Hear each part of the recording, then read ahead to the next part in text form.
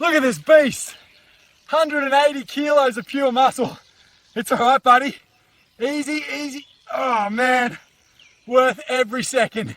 You got it? Yeah? She's a monster. A living fossil, a creature that swam with dinosaurs. 20 feet of cartilage and muscle, armed with a 6-foot chainsaw for a face. 32 pairs of razor-sharp teeth lining a biological weapon that can dismember a shark, stun a school of mullet, and inflict catastrophic injuries on any creature that gets in its way. This is the sawfish, a prehistoric relic that has survived 5 mass extinctions, only to be brought to the brink of collapse by a single invention, the fishing net. All 5 species of sawfish are now critically endangered. Their populations have crashed by over 90% in the last century. In many parts of the world where they once thrived, they have vanished completely. The sawfish is a ghost, a memory, a story told by old men who remember a different ocean. The irony is brutal. The very tool that feeds millions, the fishing net, is the one thing that is driving these ancient creatures to extinction. Their saw, once their greatest weapon, has become their fatal flaw. It tangles in monofilament nets, and in their panic to escape, they drown, they bleed out, they die by the thousands. For decades, scientists have struggled with this paradox. To study sawfish, to save them, they need to catch them. But catching them with conventional nets is a death sentence. It's a cruel equation. Every sawfish tagged is a sawfish risked. Every data point comes at a potential cost of a life.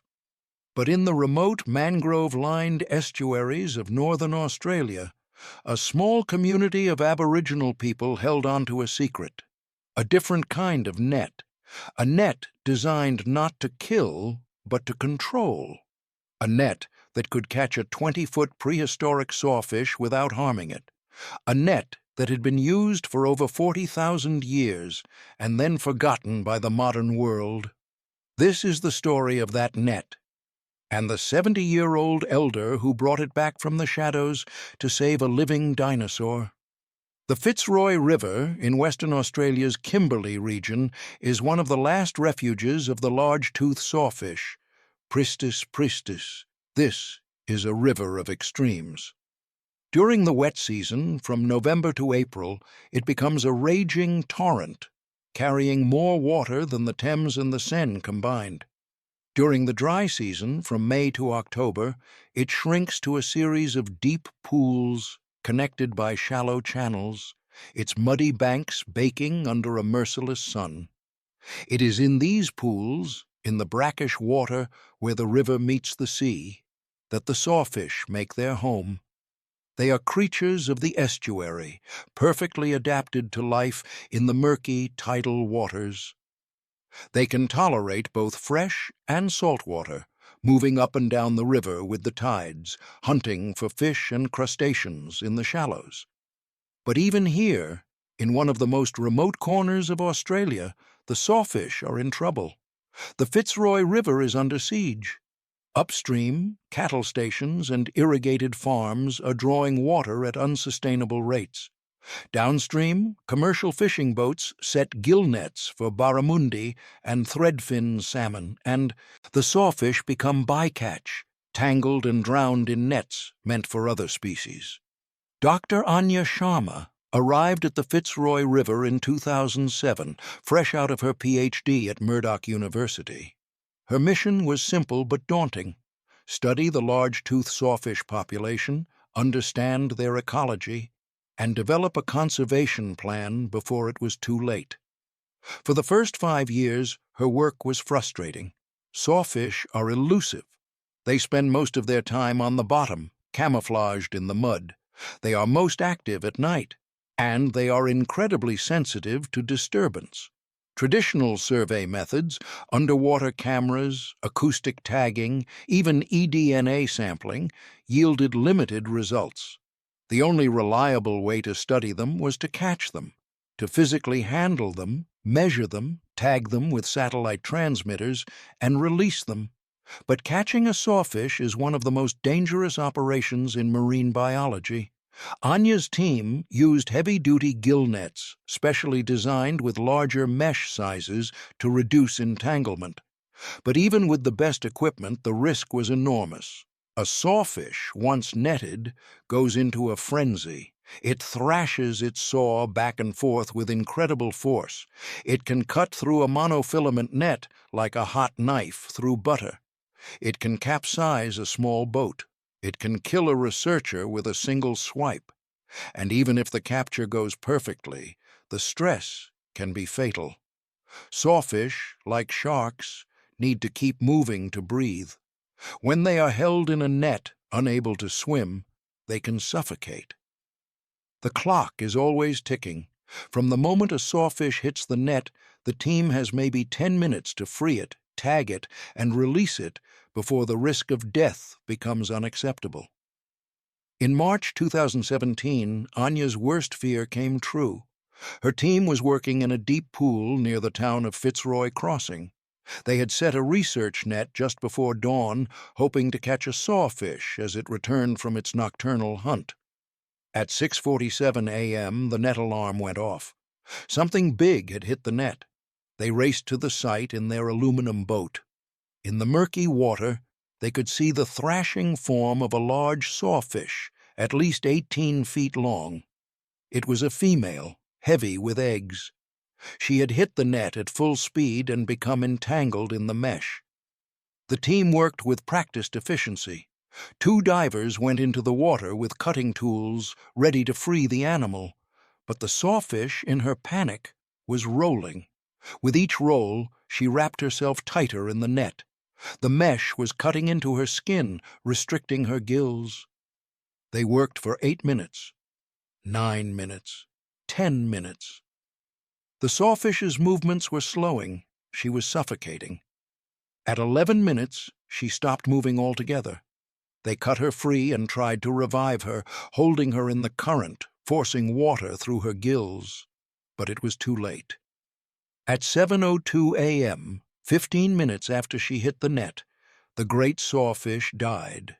Anya sat on the bank of the river and wept. This was not why she became a marine biologist. This was not conservation. This was killing the very animals she was trying to save. "There has to be a better way," she wrote in her field notes that night. "The modern tools we have, the nets, the technology, they are designed for a world that sees nature as a resource to be extracted. They are not designed for a world that sees nature as something to be respected. We need to learn from the people who have been living with these animals for thousands of years. We need to go back to the old ways." Her search for the old ways led her to the small Aboriginal community of Yarlmadanga Buru, located on the banks of the Fitzroy River, about 50 kilometers east of Fitzroy Crossing. The people of Yarlmadanga are the traditional custodians of this stretch of the river. They are the Nikina and Mangala people, and they have lived here for over 40,000 years. Anya approached the community with humility. She didn't come as an expert. She came as a student. She asked permission to learn, and the elders, after much discussion, agreed to teach her. She spent weeks at Yarlmadanga listening to stories. The elders told her of a time when the river was thick with sawfish, which they called wiria. They told her of the ceremonial dances where men wore headdresses topped with the saw of a sawfish and performed movements that mimicked the animal's hunting style. They told her of the sacred sites, the places where wiria was believed to rest and breed. And they told her of the old fishing methods, of a time before monofilament nets, before steel hooks, before outboard motors, a time when they used tools made from the materials of the land, bark, bone, wood, and sinew. Most of the elders spoke of these things in the past tense. They were memories, stories of a lost world. The young people had left for the cities. The old skills were dying with the elders. But one elder, a man named Bappa, spoke of them as living knowledge. Bappa was 70 years old, but he moved with the quiet strength of a man half his age. His skin was the color of the dry earth, his eyes the color of the deep water. He was one of the last fluent speakers of the Nikina language, one of the last to have been initiated in the full traditional ceremonies. Bappa listened patiently as Anya described her problem. The entanglement, the death of the pregnant female, the need for a new way to catch sawfish without killing them. When she was finished, he was silent for a long time, his eyes fixed on the river. Then he stood up and beckoned for her to follow him. He led her to a small corrugated iron shed behind his house. The shed was filled with the tools of a lifetime: fishing spears, woven baskets, carved boomerangs, and bundles of rope. From a dark corner, covered in dust, he pulled out a large bundle wrapped in old canvas. He laid it carefully on the ground and unwrapped it. It was a net, but it was unlike any net Anya had ever seen. It was circular, a massive ring of hand-woven rope, at least 30 feet in diameter. The rope itself was thick as a man's thumb, and woven from reddish-brown fibers. The mesh of the net was huge, with openings over a foot wide, far too big to catch any normal fish. But around the perimeter of the net, at regular intervals, were a series of smaller, intricately tied loops. "This is a waran," Bappa said, his voice a low rumble. "It is not for catching fish to eat. It is for catching spirits, for moving them, for treating them with respect." He explained the principle of the waran. It was not a gill net designed to entangle. It was a control net. It was designed to be dropped over a large animal, a sawfish, a dugong, even a small crocodile.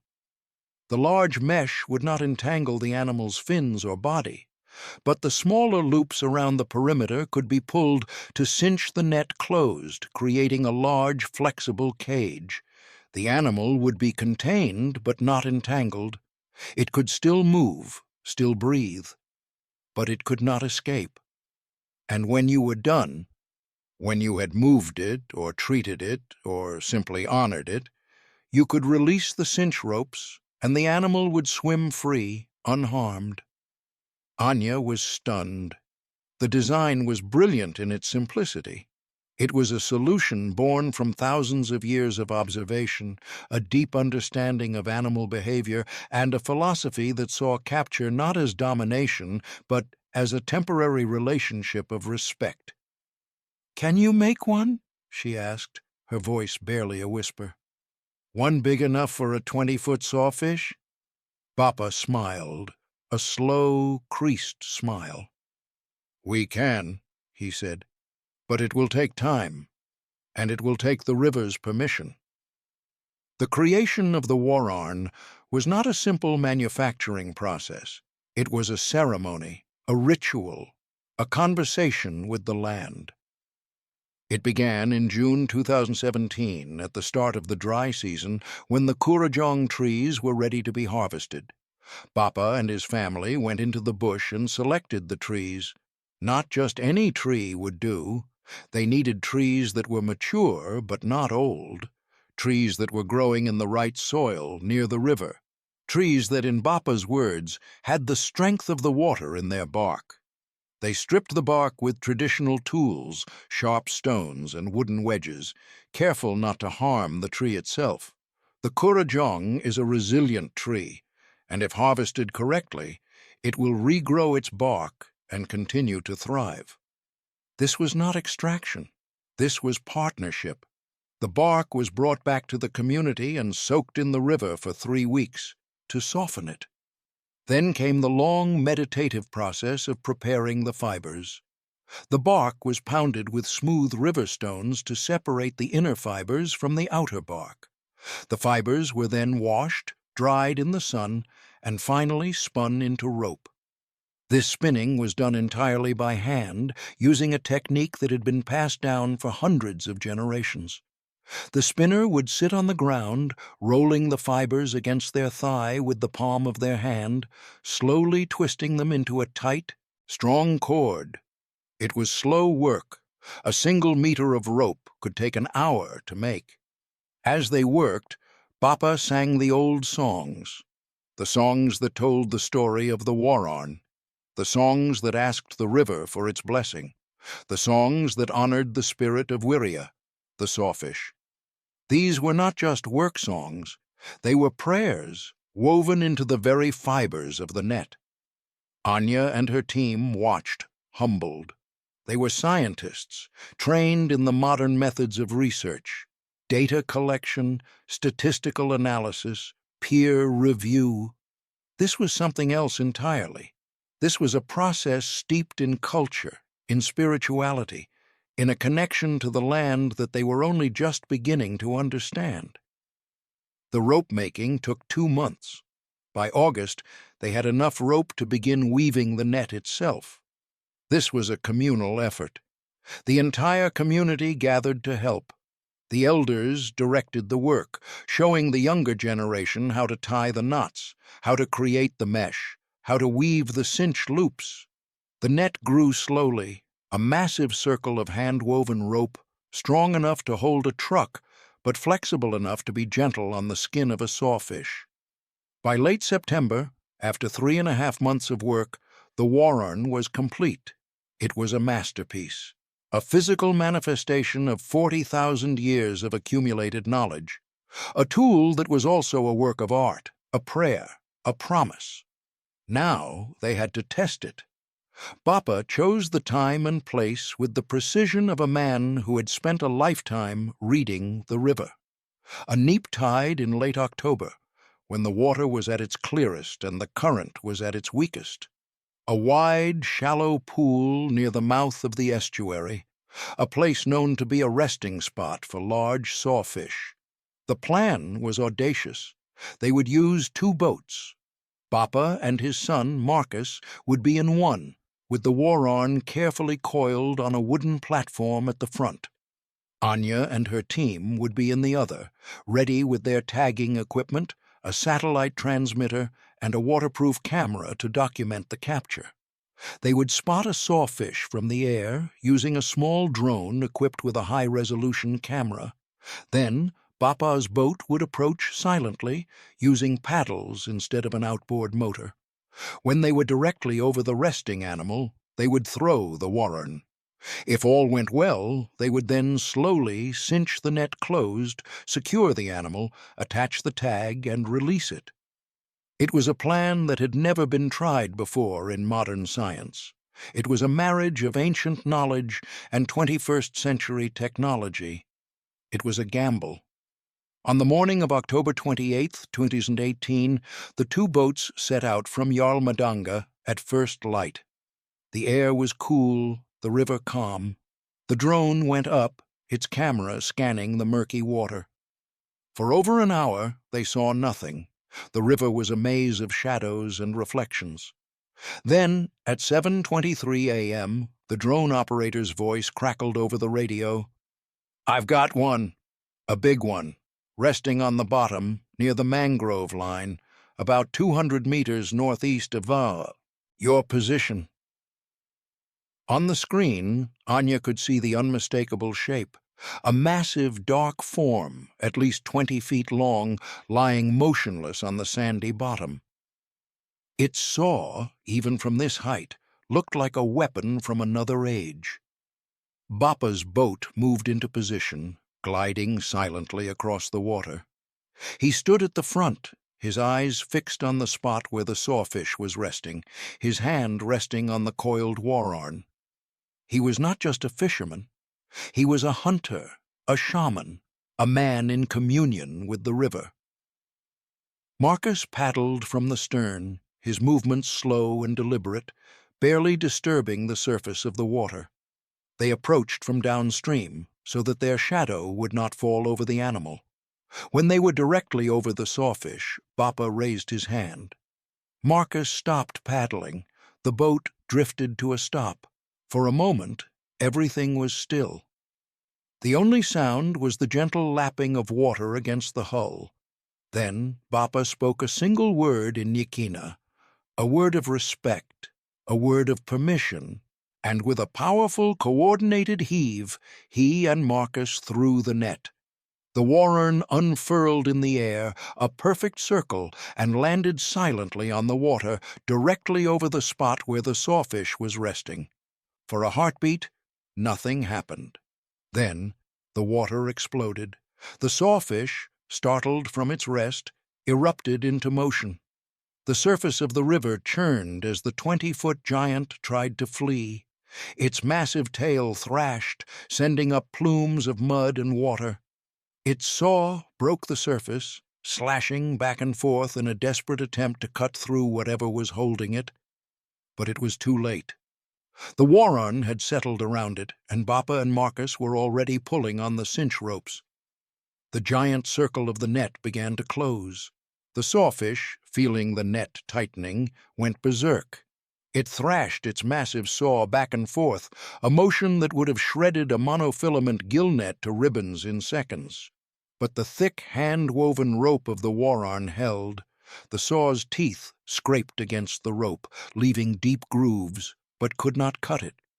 Then the sawfish tried to roll, a defensive maneuver that sawfish use to disorient predators and escape from danger. But the Warren, with its wide mesh and flexible design, simply rolled with it. The net twisted, but did not tangle. The animal was contained, but not entangled. Slowly, patiently, Bapa and Marcus worked the cinch ropes, gradually reducing the size of the net. They did not fight the animal's strength. They worked with it, allowing the net to move when the sawfish surged, holding firm when it rested. It was a battle of patience, not of force. After 5 minutes, the sawfish began to calm down. The furious thrashing subsided into slow, powerful movements. The prehistoric giant, a creature that had outlived the dinosaurs, was held fast by a net of woven bark and ancient knowledge. Anya and her team moved in. They worked quickly, with a quiet efficiency born of years of practice. They slipped a satellite tag onto the sawfish's dorsal fin, securing it with a specially designed clamp that would not harm the animal. They took a small tissue sample from the edge of the pectoral fin for genetic analysis. They measured the animal, 20 feet 4 inches long, 6 feet 2 inches across the widest part of the body. A mature female, estimated to be at least 30 years old. And then it was over. They loosened the cinch ropes.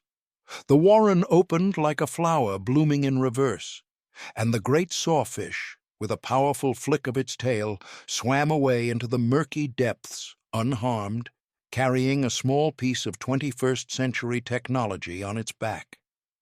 On the boat, there was a stunned silence. Then a cheer went up. It was a moment of triumph, a moment of vindication. The crazy old man's net had worked. Over the next 18 months, the satellite tag on the female sawfish, whom they named Alinta, an Aboriginal word meaning fire or flame, provided a wealth of data. The tag transmitted her location every time she surfaced, painting a detailed picture of her movements. Alinta's data revealed secrets that scientists had been trying to uncover for decades. She moved up and down the Fitzroy River with the tides, traveling over 150 kilometers in a single month. She spent the dry season in the deep pools of the Middle River, where the water was cooler and the prey was abundant. As the wet season approached, she moved downstream to the estuary, where she would give birth to her pups in the shallow, protected waters of the mangrove forests. The data also revealed that Alinta was not alone. The tag's depth sensor showed that she often rested in the same deep pools as other large sawfish, suggesting that these pools were critical habitat, communal resting spots for the species. This information was gold for conservation.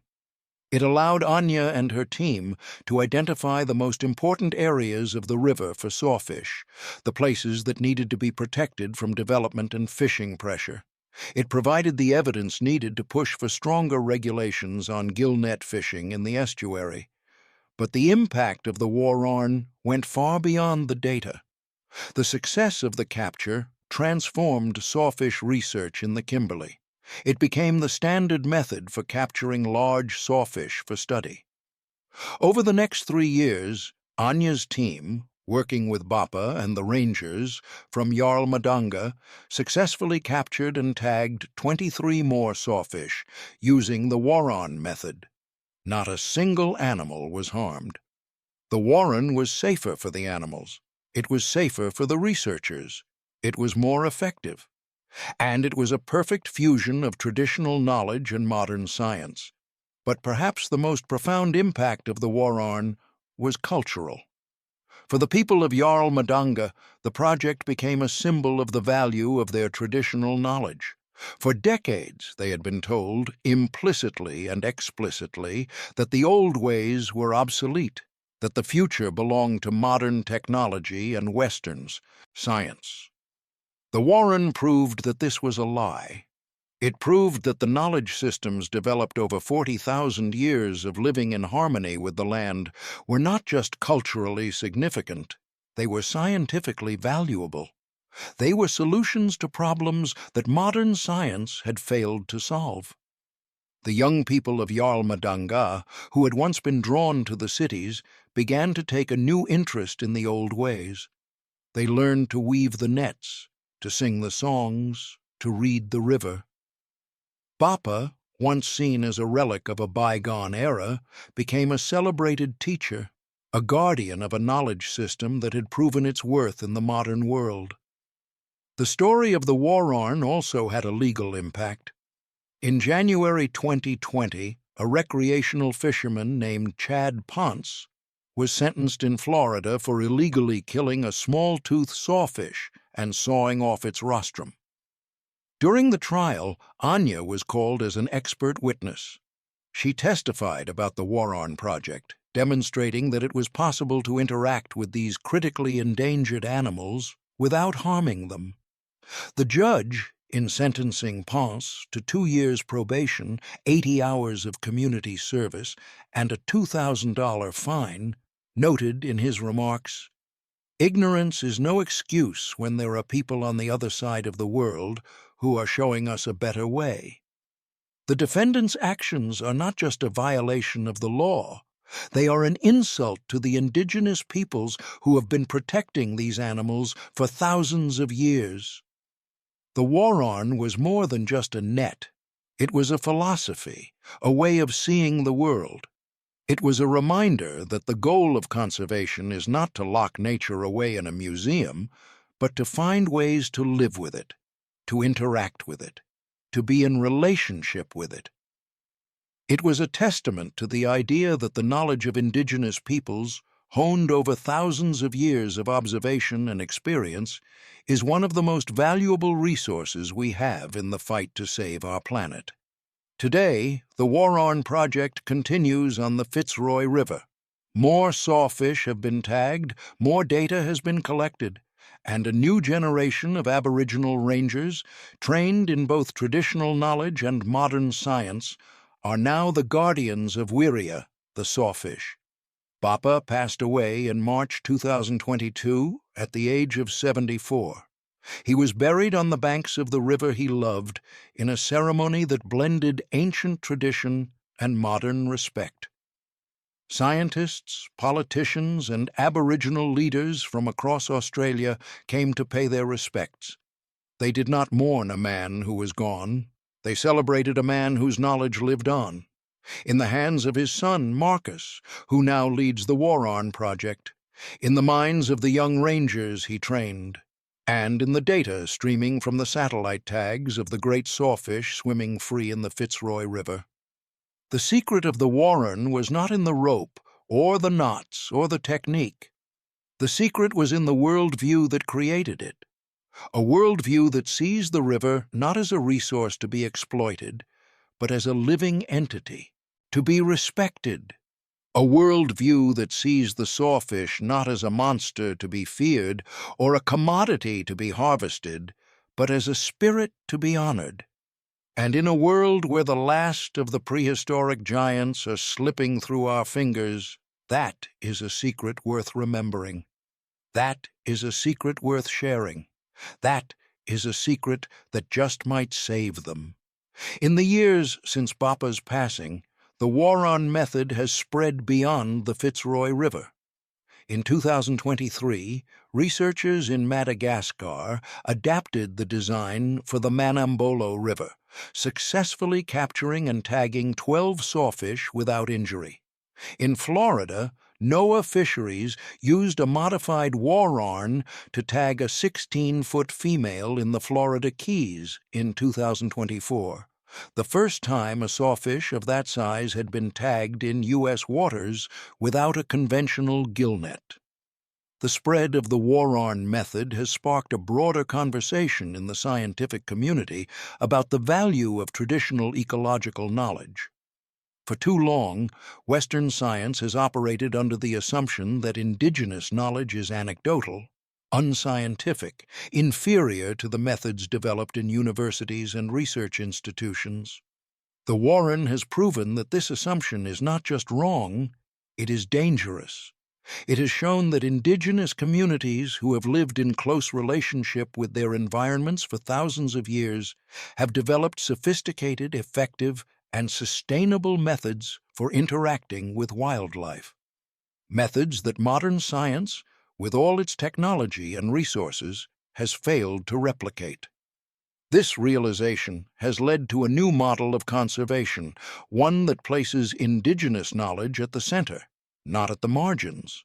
In Australia, the government has established the Indigenous Rangers program, which employs over 2,000 Aboriginal and Torres Strait Islander people to manage and protect their traditional lands and waters. These rangers are not just laborers, they are knowledge holders, decision-makers, leaders.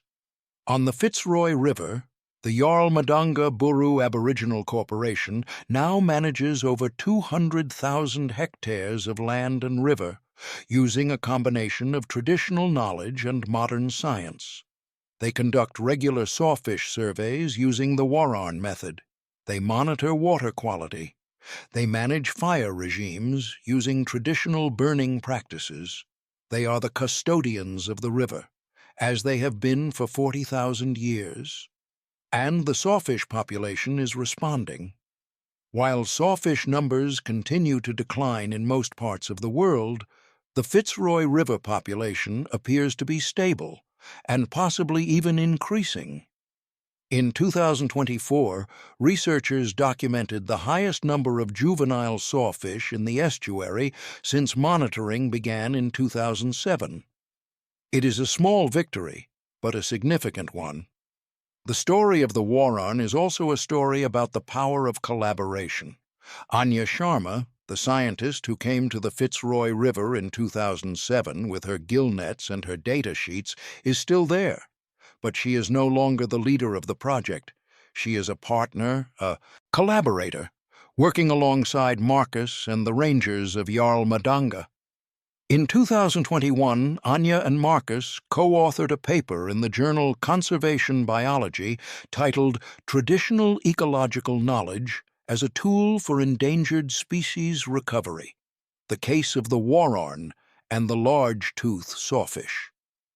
The paper has been cited over 300 times and has become a foundational text in the field of collaborative conservation. But for Marcus, the paper is not the legacy. The legacy is the young rangers he is training.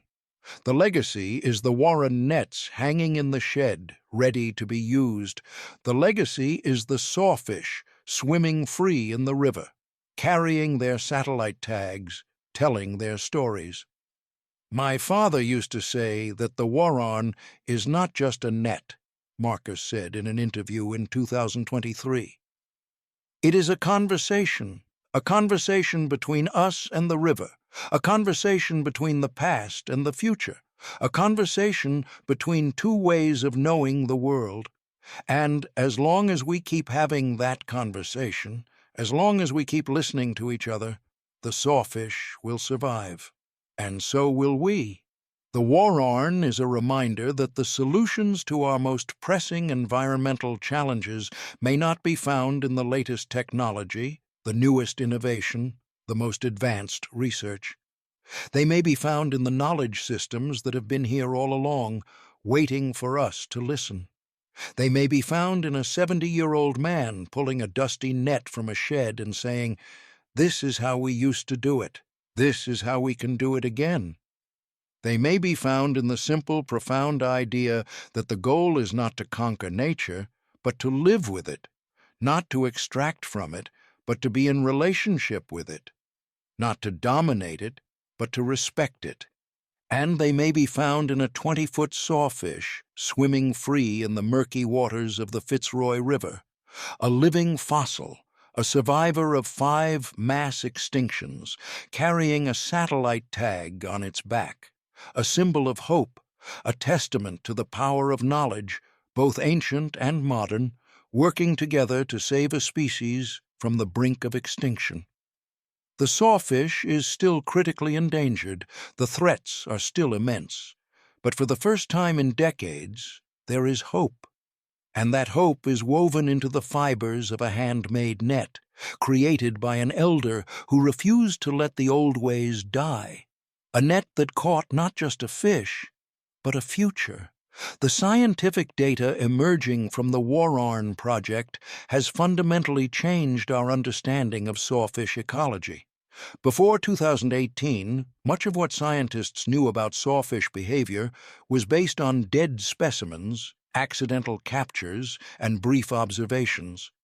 The war-arn method, by allowing researchers to safely capture, tag, and release living animals, has opened a window into the secret lives of these prehistoric creatures.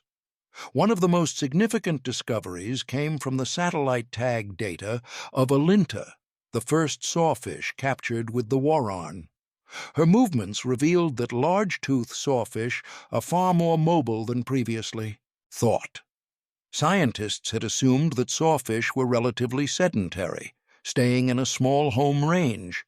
But Alinta's data showed that she traveled over 400 kilometers during the 18 months her tag was active, moving between the deep pools of the upper river and the shallow estuaries of the coast. This discovery has profound implications for conservation. It means that protecting sawfish requires protecting not just a single location, but an entire river system, from the headwaters to the sea. It means that the threats facing sawfish, water extraction, pollution, overfishing, must be addressed at a landscape scale, not just in isolated pockets. The war-arn project has also revealed critical information about sawfish reproduction. In November 2019, the team captured a large female sawfish, later named Miri, in the lower Fitzroy River. She was 21 feet 8 inches long, the largest sawfish ever recorded in the Kimberley region. When the team examined her, they discovered that she was heavily pregnant, carrying at least 12 embryos, each already over 2 feet long. This was a revelation. Scientists had long suspected that sawfish were ovoviviparous, meaning the females give birth to live young rather than laying eggs. But the details of their reproductive cycle were a mystery. Miri's capture provided the first direct evidence of the size and number of embryos carried by a large-toothed sawfish. The team released Miri immediately after tagging her, and her satellite tag tracked her movements for the next 8 months. In late January 2020, during the peak of the wet season, Miri moved into a shallow, mangrove-lined channel in the estuary. Her tag showed that she remained in this small area for over 2 weeks, barely moving. Then, on February 7, 2020, she suddenly moved back into the main river channel. 2 weeks later, a team of rangers conducting a routine survey in the same mangrove channel found 3 juvenile sawfish, each about 2.5 feet long, resting in the shallow water. DNA analysis later confirmed that they were Miri's offspring. This discovery identified a critical nursery habitat for sawfish, a place where females come to give birth, and where the young spend their first weeks of life. The Jarl Madanga Buru Aboriginal Corporation immediately declared the area a no-fishing zone, and it is now one of the most protected stretches of river in the Kimberley.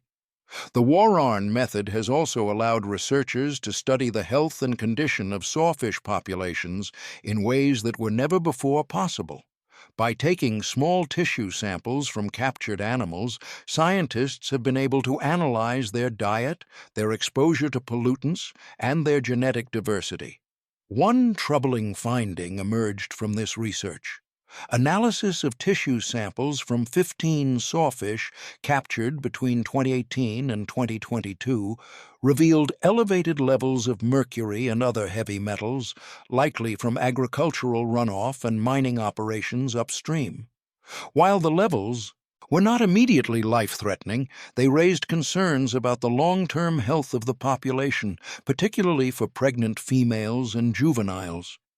This data provided the evidence needed to push for stricter regulations on mining and agriculture in the Fitzroy River catchment. In 2023, the Western Australian government announced new water quality standards for the river, specifically designed to protect sawfish and other endangered species. The Wararn project has also become a model for community-based conservation around the world. In 2022, representatives from indigenous communities in Papua New Guinea, Indonesia, and Brazil visited Jarl Madanga to learn the Wararn method. They returned to their homes and adapted the technique to their own environments, creating their own versions of the control net for capturing sawfish, river dolphins, and other endangered aquatic species.